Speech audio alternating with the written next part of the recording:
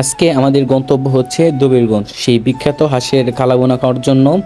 আমরা রওনা হয়েছি সেই বিখ্যাত হাঁসের কালাভুনা খাওয়ার জন্য। দুপাশের মনোরম পরিবেশ দেখতে দেখতে আমরা এগিয়ে যাচ্ছি দবিরগঞ্জের দিকে।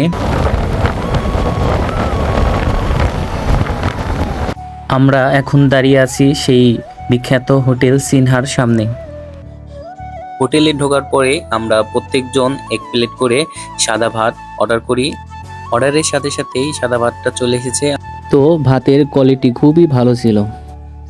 আমাদের পাশাপাশি আমাদের এলাকার বড় ভাইরা তারা স্পেশাল প্রাইভেট কার করে এই জায়গায় এসেছে।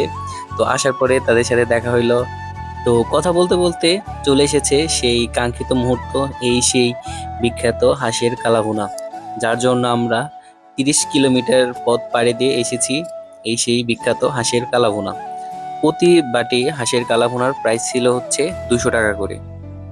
তো প্রতি বাটিতে ছিল 6 পিস করে মাংস, আর সাথে একটা আস্ত রসুন ছিল, যেটা খুবই ইউনিক ছিল, যেটার স্বাদটা ছিল অনেক ভালো। সবার প্রচুর পরিমাণে ক্ষুধা লাগছিল, কারণ আমরা দুপুরের খাবার খাচ্ছি হচ্ছে বিকাল 5টার সময়। তো সবাই খুবই ক্ষুধার্ত। হাঁসের মাংসের কোয়ালিটি আর স্বাদ দুটোই ছিল খুবই ভালো। সবার এত পছন্দ হয়েছিল যে প্রত্যেকটা পিসের জন্য সবাই যুদ্ধ শুরু করে দিয়েছিলাম। হাঁসের মাংস খাওয়ার জন্য অবশ্যই আপনার দাঁতের শক্তি থাকা লাগবে, কারণ হাঁসের মাংস থেকে হাঁসের হাড়ের সংখ্যা বেশি হয়। তো এই হাড়গুলা চাবানোর জন্য অবশ্যই আপনার দাঁতের শক্তি থাকা লাগবে। ওভারঅল হাঁসের মাংস আমাদের সবার কাছে খুবই পছন্দ হয়েছে।